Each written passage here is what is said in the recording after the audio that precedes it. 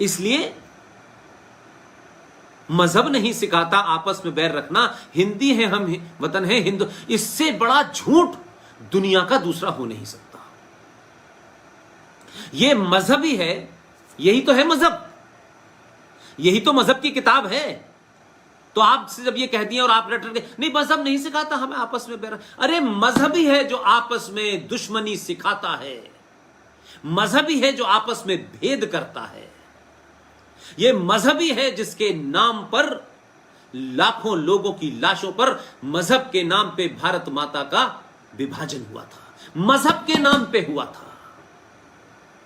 मजहब के नाम पे कश्मीर में 2,500 कश्मीरी हिंदू उनकी हत्या हुई थी, उनकी लड़कियों को सरेआम रेप किया गया था, नंगा करके आरे की मशीन पे कटवा दिया गया था, टीकालाल टपरू ऐसे विद्वान को सड़क पे लाए, आंखें निकाली और उसके बेटे के सामने उसकी गोली मार दी। यह मजहब के कारण कहा था उन्होंने, साफ साफ कहा, कश्मीर में नारों में कहा कि कश्मीर में हमें निजामे मुस्तफा चाहिए, हम चाहते हैं कश्मीर हमें कश्मीरी हिंदू पंडित मर्दों के बगैर और कश्मीरी हिंदू पंडित औरतों के साथ कश्मीर का हमें हिस्सा चाहिए।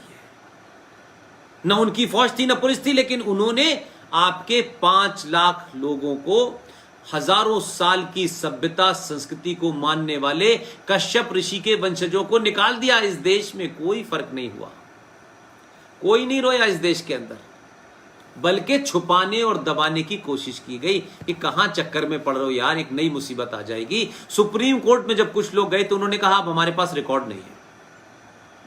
सब आपको इसलिए एक ही डंडे से हाँकते हैं कि आपने आजादी के बाद भी एक मुनज़्ज़ब,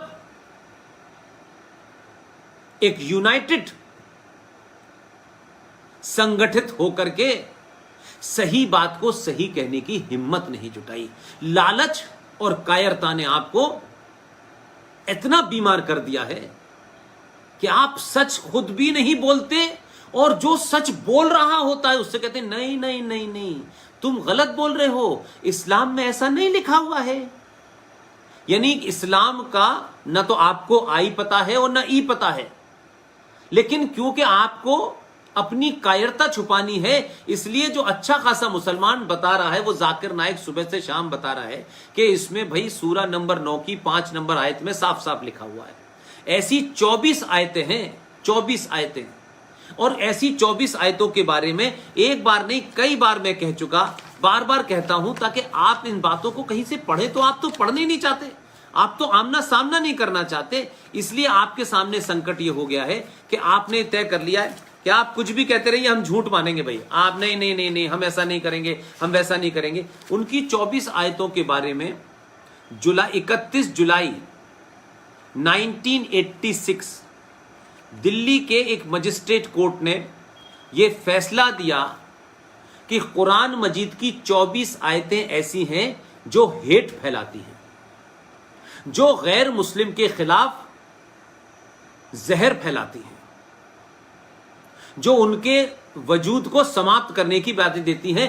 आज तक उसे चैलेंज नहीं किसी ने किया। मैं उन 24 आयतों को कुरान से पढ़ चुका हूं और ये 2019 का एडिशन है। लेकिन आपको पढ़ने का शौक अपनी किताबों का नहीं है तो दूसरों की क्या पढ़ेंगे। लेकिन आपको झूठ बोलने की आदत है, क्योंकि आपको रफीक साहब से भी दोस्ती रखनी है। रफीक साहब का लड़का आपकी लड़की को लेकर भाग जाएगा तो आपकी दोस्ती खत्म हो जाएगी, तब तक आप बैठे रहेंगे। तो गांव गांव मोहल्ले मोहल्ले आपको ये बीमारी है। वो अपने एजेंडे में पिछले 1400 साल से यही कर रहे हैं।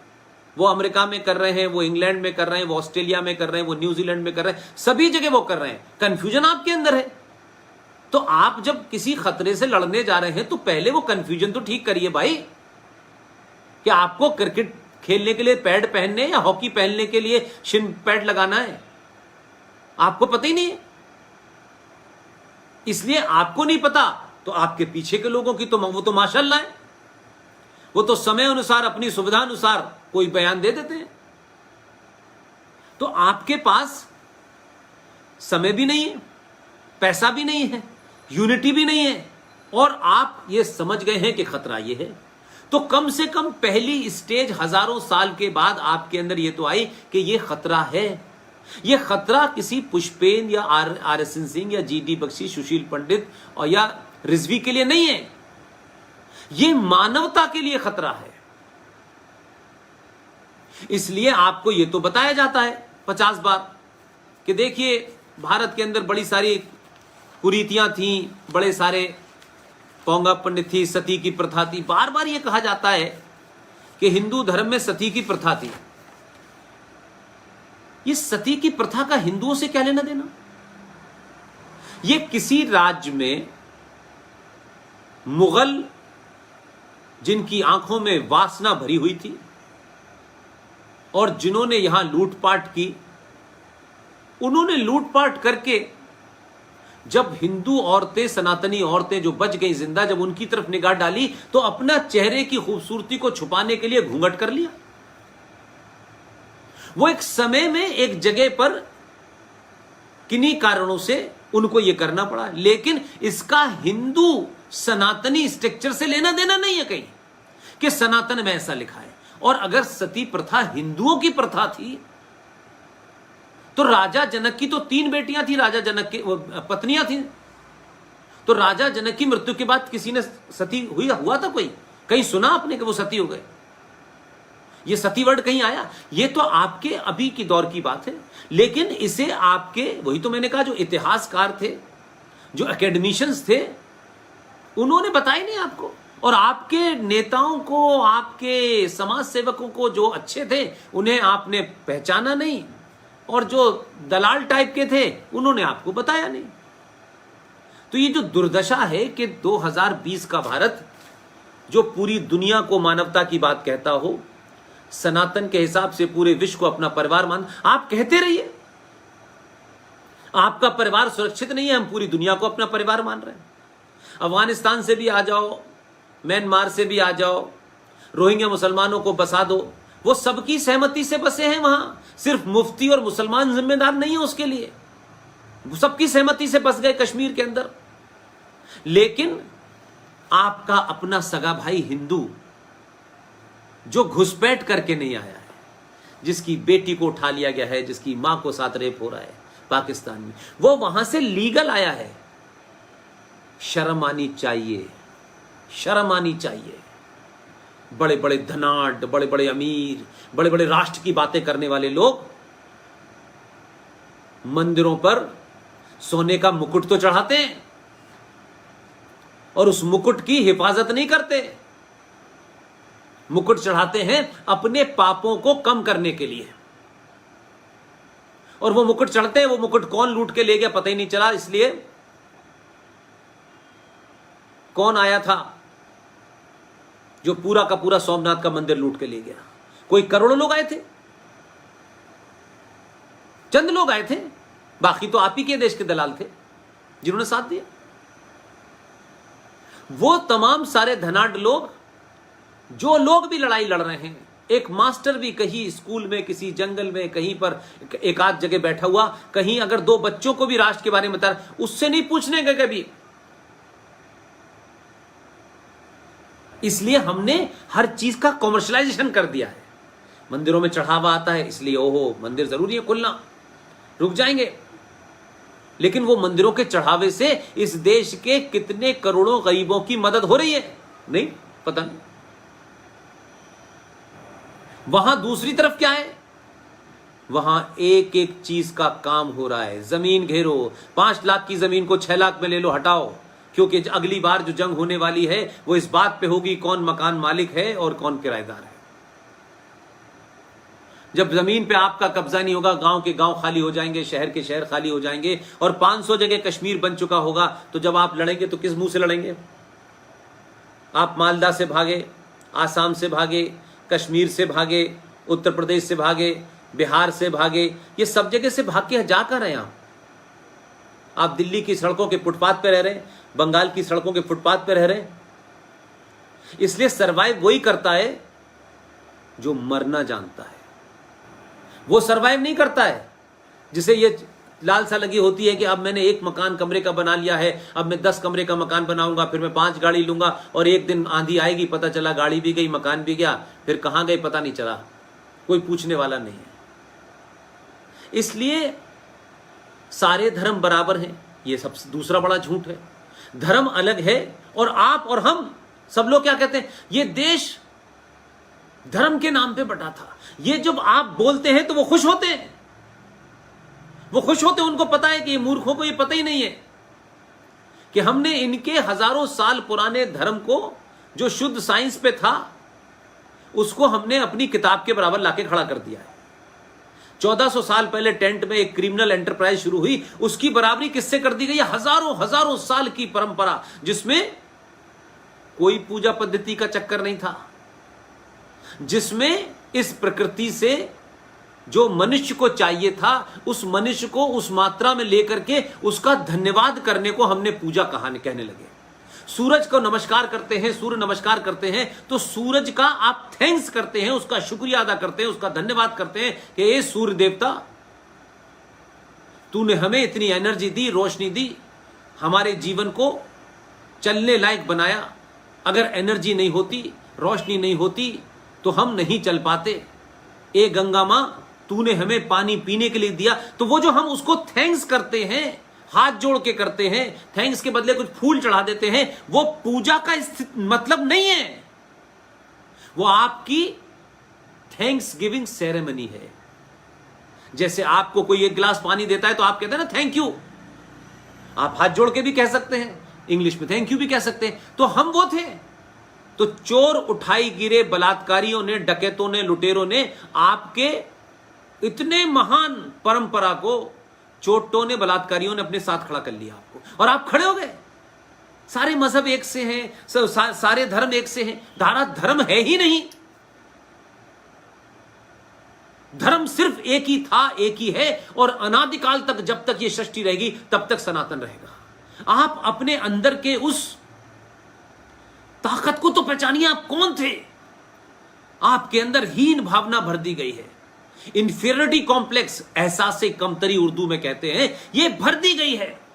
तुम तो गुलाम थे, तुम तो लोदी के गुलाम थे, तुम मुगलों के गुलाम थे, तुम इसके गुलाम थे, तुम गुलाम वंश के भी गुलाम थे, रजिया सुल्तान के भी गुलाम थे, अल्तमश के भी गुलाम थे। उन्होंने आपकी ये जो कुतुब मीनार नाम की जगह है, इसका उनसे कोई मतलब नहीं है, लेकिन आपके देश में खड़ी हुई है, उसे कुतुब मीनार कहते हैं, क्योंकि वो तो लुटेरे थे। उन्होंने तो यहां कुछ बनाया नहीं, क्योंकि आर्किटेक्चर उनके यहां होता नहीं है। जाहिल लोग थे, पढ़ाई लिखाई से कोई लेना देना नहीं था। मैंने कहा प्रॉफिट मोहम्मद के जमाने कारवां सबसे पहला किसने लूटा, ये पूछे ना किसी मुसलमान से, तो नई नई कहानियां सुनाएगा आपको। और जो लोग इस्लाम को, आखिरी पैगंबर को जो लोग मानते हैं, थोड़ी देर के लिए मान ही लें बात, वो उस पैगंबर के सगे नहीं हुए। क्या मोहम्मद, प्रॉफिट मोहम्मद के दामाद को आरएसएस, बीजेपी, विश्व हिंदू परिषद, युवा हिंदू वाहिनी ने मारा था 1400 साल पहले? मोहम्मद साहब की बेटी फातिमा, उसकी हत्या किसने की थी? मोहम्मद साहब के नवासों को किसने मारा था? करबला में किसके बीच लड़ाई हुई थी और किस लिए हुई थी? तो जो मोहम्मद साहब के परिवार के लोगों के हत्यारे हैं, वो आपसे कह रहे हिंदू मुस्लिम भाई भाई। जो खुद अकेले प्रॉफिट मोहम्मद की बेटी के न हुए, दामाद के न हुए, नवासों के न हुए, वो आपके होंगे।